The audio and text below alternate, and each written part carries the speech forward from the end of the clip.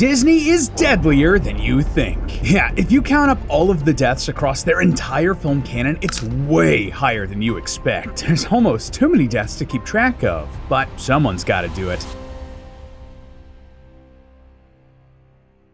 Hello internet, welcome to Film Theory, the show that's been ruining your childhood for over 10 years. Yeah, in case you missed it, this June is the 10-year anniversary of Film Theory. We have something really cool planned for later in the year that we just couldn't quite get done in time, so keep your eye out for that. But in the meantime, I wanted to take a look back at one of the most popular videos we've ever done on the channel, our Disney Death Count series. Yeah, in case you haven't seen these, Matt and the team wanted to do a theory figuring out which Disney movie was the deadliest, and it turned into a much bigger project than they were expecting, spanning over an hour of content across 3 videos. They really killed it in that series, pun intended, and believe me, I know for a fact that it was a lot of work. And their conclusion? Disney's dinosaur took home the most kills, with at least 300,005 deaths, mostly because of the lemurs killed on Lemur Island when it went up in flames. Honestly, I always thought that was hilarious, because this is likely the only award that Disney's dinosaur is ever going to get, but also, it made me wonder, surely that can't be right? Surely something else could win here, especially as more movies have come out and we've seen big films with big conflicts in them. We're talking Raya, Frozen 2, Strange World. Surely something can beat Dinosaur, and I want to see if that's the case. But, well, here's the thing. Let me just say that I thought that this was going to be a fun, quick, simple video. Let's just count up the deaths in the new movies and do a part 4 to see if Dinosaur can be driven to extinction. But, well, you know how sometimes you go back and rewatch stuff and notice something completely new and different? Well, when the team and I jumped back in to watch all of the Disney movies for our Disney timeline theory last year, go check that out by the way, we noticed a lot of new stuff. Stuff that I know Matt didn't cover in the previous videos. So, yeah, a good portion of this video is gonna be me pulling my best YouTube commenter impression, pushing up my glasses and saying, actually. Just saying, if we're doing this, we're doing it right, we gotta be thorough. So, which Disney movie is actually the deadliest? Grab your popcorn and watch along, loyal theorists. This is gonna be a long one. So in case you don't remember, and I mean fair, it's been like 6 years since we did those old videos, here are the rules we laid out for this challenge. Rule number 1, we're only counting deaths of sentient beings because things get weird otherwise. Like, there are plenty of animals in the Disney canon, and they are not all created equally. Some rabbits are just rabbits, some dogs are just dogs, and yet in other places, they are clearly thinking, feeling beings who can communicate those thoughts and feelings. So for our purposes today, we're drawing the line here. If an animal can speak, or if they act as intentionally driven characters, they count for this theory. If they don't, they don't. Oh, and just real quick, but for my science nerds out there, sentient might be the wrong word here. Sentient applies to the ability to experience feelings and sensations, while sapient refers to the ability to be conscious and self-aware, forming thoughts and communicating feelings. But that's word nerd stuff, so we're just gonna move on. Rule number 2, we will only count deaths that actually happen during the time frame of the movie. Nothing that happens before or after the runtime will count. And rule number 3, we will only count kills caused by the characters or events in the movies. This is mainly to avoid counting all of the people who should have died during the runtime of a movie outside of the events of the film from, like, natural causes. You know, just like regular people on the other side of the world dying from, like, old age or whatever. This also means that we have to exclude stuff like all of the people who would have died from the Noah's Ark sequence from Fantasia 2000, since the short only followed the living things that get on that boat. Well, except for the dragon, unicorn, and griffin all laughing up a storm,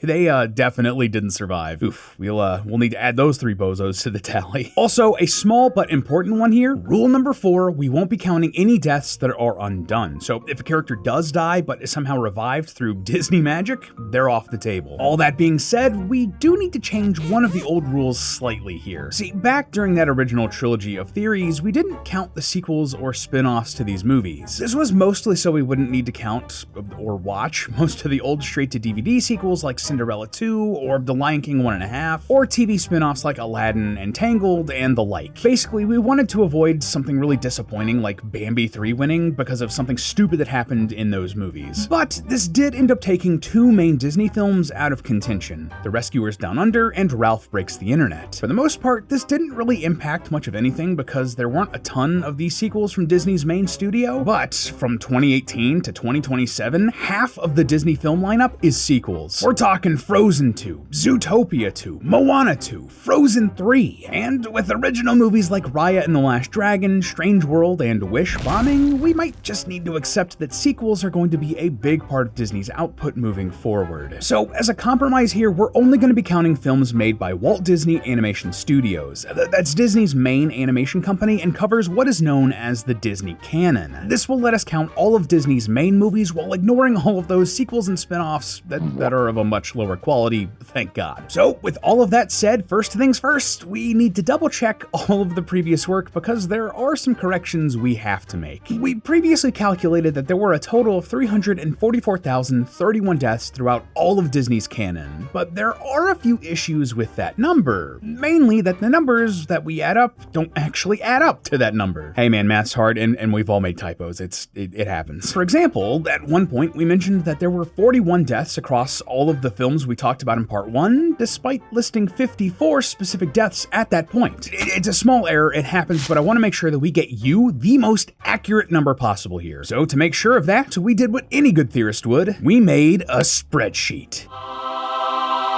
So what exactly do we need to clarify here? Well, first up, we mistakenly counted Marshmallow's death in Frozen, but totally overlooked the after credits scene where Marshmallow is shown alive and well. He also shows up in Frozen 2 just to further bring that point home. So we're gonna have to subtract one death from that previous total, going from 33 to 32. We're also going to throw in those 3 laughing mythological creatures from Fantasia 2000 that I mentioned earlier, since they did not have the last laugh when the flood came. Last year's Moana 2 also showed that the Kakamora survived their skirmish with Moana and Maui, and we know that these are the same Kakamora because they have the same leader, so we'll need to subtract 260 deaths there too. In Treasure Planet, we thought that all of the patrons in the destroyed inn from the beginning were also part of the body count, but most of them then showed up again in the last few minutes of the movie, so we're gonna assume that all of them survived, bringing that total to just 1,008. And in Brother Bear, we had no issue counting up the amount of fish eaten, but somehow forgot to count the main character's brother and Coda's mama bear. Oops. Just to show that we really dotted our I's and crossed all of our T's here, I want to mention all of the big movies that we didn't call out last time. First up, the Aristocats, Bolt, Lilo and Stitch, the original Fantasia, The Adventures of Ichabod and Mr. Toad, and Meet the Robinsons all have 0 deaths in them. And just to nip this in the bud, Ichabod's fate is a bit ambiguous, but we don't see a body, so we're not gonna count that one there. As for low death movies, well, there's Beauty and the Beast, which sees Gaston fall to his death. The thief Jafar sends into the Cave of Wonders, and Aladdin also bites it,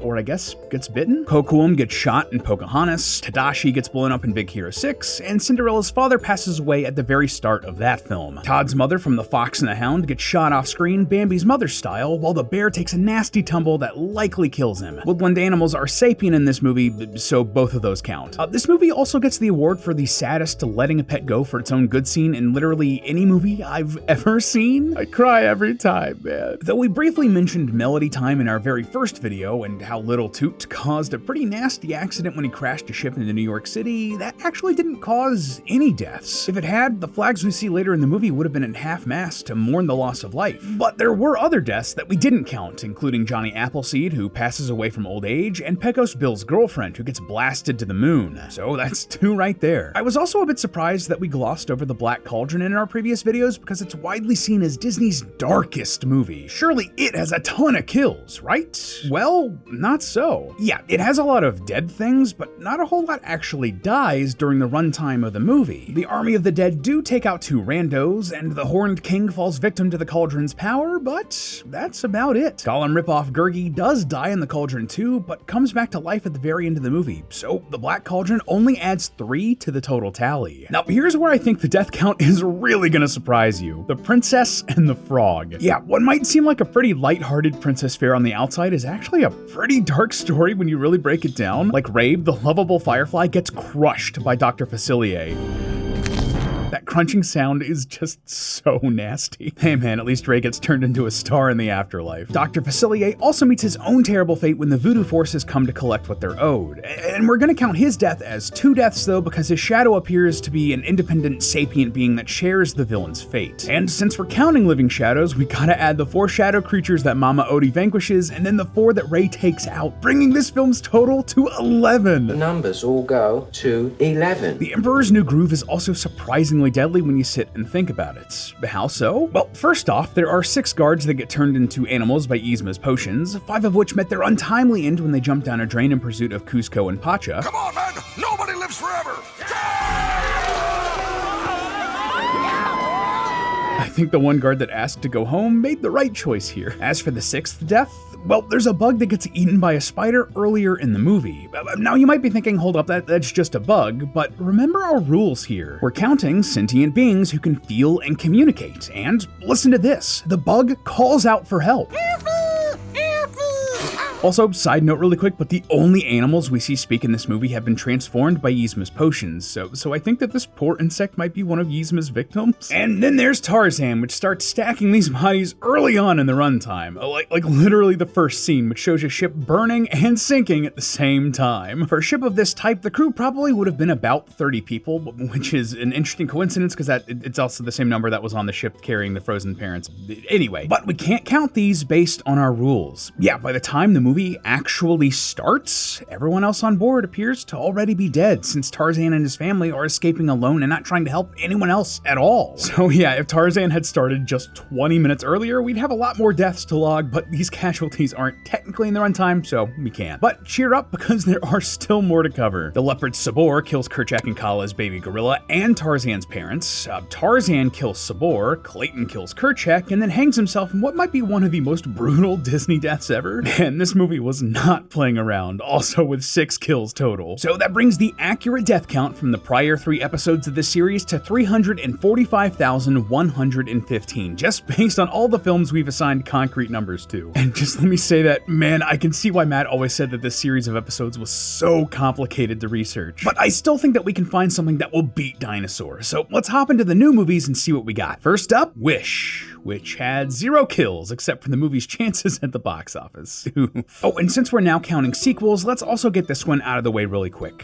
We see 1 death with the poacher that gets poached in The Rescuers Down Under. We also see the pilot in Strange World get killed, but he's the only one in that movie. And in Kanto, there's a flashback of Mirabel's grandfather getting killed. This movie also has Casa Madrigal getting destroyed, which is indeed a sentient being and part of the Madrigal family, but the town then put it back together in the final sequence, bringing the house back to life, so only 1 death there too. Next up, and the most recent movie so far, Moana 2. Yeah, this movie caused us to go back and change all of the Kakamora deaths from the first movie, significantly reducing the number of kills in that film, but what about the new deaths in this movie? Well, we see the deaths of Moana's ancestor and his crew in a flashback, and Moana herself also dies, but then comes back as a demigod, so that doesn't count. All in all, that just adds another 3 deaths here. Oh, okay, so what about Raya and the Last Dragon? I actually have a lot of hope for this one to have a huge death count, which is an incredibly weird thing to say out loud, but regardless, think about it. If you didn't end up seeing this one, and you probably didn't considering the box office on this one, man, COVID was brutal. The conflict in Raya centered around an evil force known as the Droon terrorizing the land of Kumundra. They petrify every living creature they touch, human, dragon, or otherwise, into stone, and we see a ton of people get stonified here while there's a bunch of fighting in between. Surely there's a ton of death and destruction here, right? Well, not so. See, at the end of the movie, all of the stone transformations are reversed, basically unkilling everybody that the Droon killed. Even all of the dragons that have been stoned for centuries are released, so despite all of its violent battles, this dragon movie turned out to be quite toothless, with 0 deaths. Okay, I'm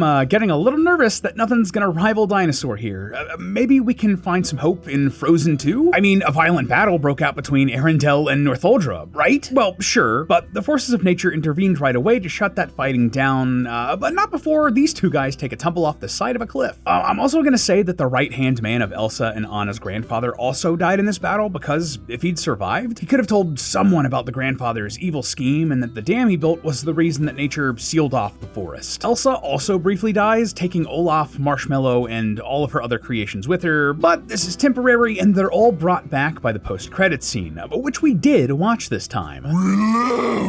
We live! So that's just 3 total for Frozen 2. Man, so far, most of these films had a smaller death count than I was expecting, like especially with Raya. I thought for sure we'd have something to rival Dinosaur, and well, there is one movie that does rival it. It actually completely overshadows it, believe it or not. Yeah, the deadliest movie Disney's ever released. Drum roll, please. Ralph breaks the internet. Wait, really? Yeah, I know. I was surprised too, but this is legit. So how does this one possibly rack up so many deaths? Well, it's all thanks to this right here.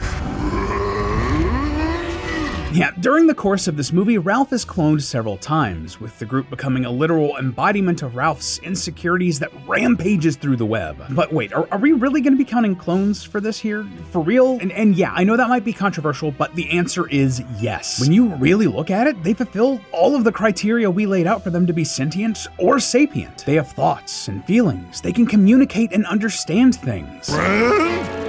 And in fact, when the Ralphs combine into their giant Ralphzilla form, the protagonists are only able to stop it by talking things out, appealing to their humanity, their sentience. They check all of the boxes to count, so if you have a problem with this, don't take it up with me. I didn't make the rules. Anyway, Ralph is ultimately able to calm his clones down, telling them that everything will be okay and convincing them to let go of their insecurities. However, because each of these clones are made up entirely of Ralph's insecurities, by letting them go, they fade away. In the movie itself, this represents Ralph's emotional issues being resolved, but for our purposes today, oh my god, they're all dead! They literally disappear out of existence because they let go of the only thing keeping them together, and that's surprisingly dark when you really sit down and think about it. But okay, down to brass tacks. The real question here is exactly how many Ralph clones make up Ralphzilla here? Well, at first I hoped that we might be able to do some math to figure it out. After all, Ralph's canon height is 9 feet tall, so we could theoretically do some pixel measurements here to get a rough estimate. But fortunately for us, we don't have to. In fact, we have an official number. In an interview, the film's effects lead explained just how many Ralphs they needed to make up Ralphzilla and said that it took 550,000 Ralphs. Yeah, 550,000!